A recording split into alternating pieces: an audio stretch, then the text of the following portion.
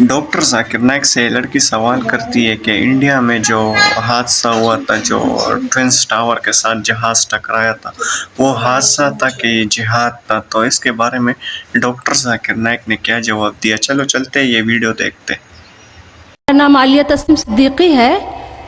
हम जाकिर भाई से सवाल करना चाहते हैं, ये जो WTC पे 2001 में हमला हुआ था, तो इस्लाम की रोश से क्या ये जिहाद सही रास्ते पर था या गलत रास्ते पर? क्योंकि बीइंग अ मदर ऑफ सन जो कि वहाँ पर पढ़ रहा है, मेरा दिल कई बार कांप गया है इस हादसे के बारे में सोच के, क्योंकि वहाँ पर उस वक्त काम कर रहे बहुत सारे इंडियन IITians मारे गए और मेरा बेटा भी एक IITian है और वो भी वहाँ पढ़ रहा है। तो ये एक माँ होने के नाते मैं कांप जाती हूँ। तो मैं जानना चाहती हूँ क्या ये सही था या इस्लाम की रोशनी में इसको वाजे करें प्लीज़। अस्सलाम वालेकुम। बहन ने सवाल पूछा कि जो 11 सितंबर में 2001 में जो WTC के वो प्लेन जो आके टकराए, क्या ये जिहाद इस्लाम के नज़र में सही था? जिहाद तो था, किसने तो जद्दोजहद की, लेकिन जिहाद फी सबलिल्लाह था, जिहाद फी सबलिल शैतान था, इसकी तहकीक करेंगे।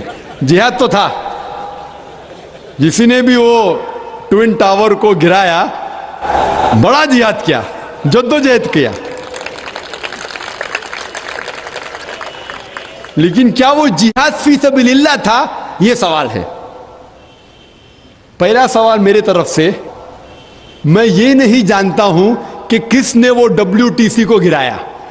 मैं ये भी नहीं जानता हूं कि मुसलमान ने गिराया या गैर मुस्लिम ने गिराया। ये तो अमेरिकन मीडिया है, CNN, BBC, जो कहती है कि prime suspect Osama bin Laden.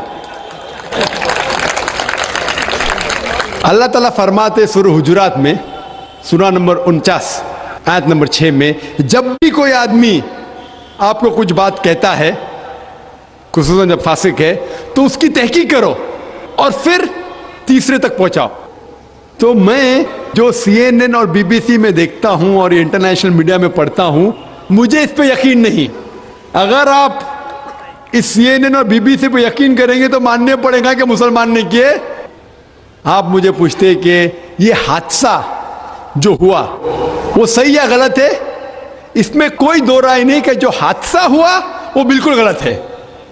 कोई भी मुसलमान ये नहीं कह सकता है कि वो हादसा सही था, क्योंकि अल्लाह ताला फरमाते हैं सूरह माइदा में सूरा नंबर 5 आयत नंबर 32 में, अगर कोई भी इंसान कोई दूसरे इंसान का कत्ल करता है, कोई भी इंसान अगर कोई दूसरे इंसान का कत्ल करता है, चाहे वो मुस्लिम हो या गैर मुस्लिम हो, सिवा कत्ल के बदले में कत्ल या इस जमीन पे फसाद फैलाने के लिए, इस दो वजह के अलावा कोई भी इंसान दूसरे इंसान का कत्ल करता है, वो ऐसा है कि सारे इंसानियत का कत्ल किया। और कोई भी शख्स अगर कोई भी इंसान को बचाता है, वो ऐसा है कि सारे इंसानियत को बचाता है। तो कोई भी इंसान का कत्ल करना कुरान के हिसाब से हराम है, सिर्फ दो वजह से जायज़ है, अगर कत्ल के बदले कत्ल या वो इंसान इस दुनिया में फसाद फैला रहा है। तो इस नज़रिए से जब 5000 से ज़्यादा लोग का कत्ल हुआ WTC में, तो वो एक्ट जो है, जो वो अमल है, हमें ये मानना पड़ेगा कि वो गलत है। लेकिन किसने उसे किया मुझे पता नहीं, क्यों किया मुझे पता नहीं। लेकिन अगर आप ये पूछेंगे कि कौन सबसे बड़ा दहशतगर्द है, तो मीडिया से ये पता लगता है कि अमेरिका जो सबसे ताकतवर मुल्क है,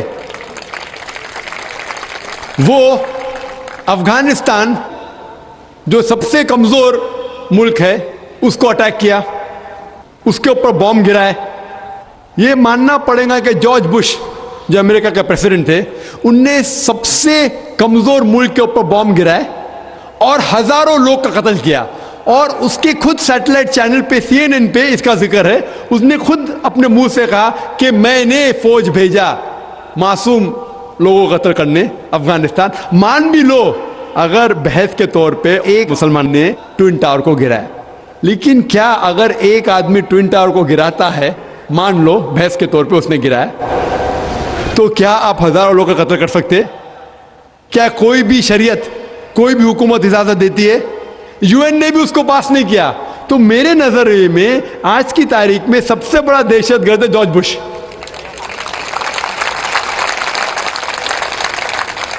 ہم دیکھتے ہیں کہ عراق کے اندر اس نے کہا کہ weapons of mass destruction, weapons of mass destruction. میں صدام کا دوست نہیں ہوں، ہم جانتے ہیں کہ صدام اچھا مسلمان نہیں ہے، لیکن جو جارج بش نے عراق پہ حملہ کیا، بم گرائے، ہزاروں لوگ کا قتل کیا، ہمیں ماننا پڑے گا بالکل غلط ہے. اس کے ثبوت کی ضرورت ہے، خود ہی فوج بھیجی، ایروپلین بھیجے.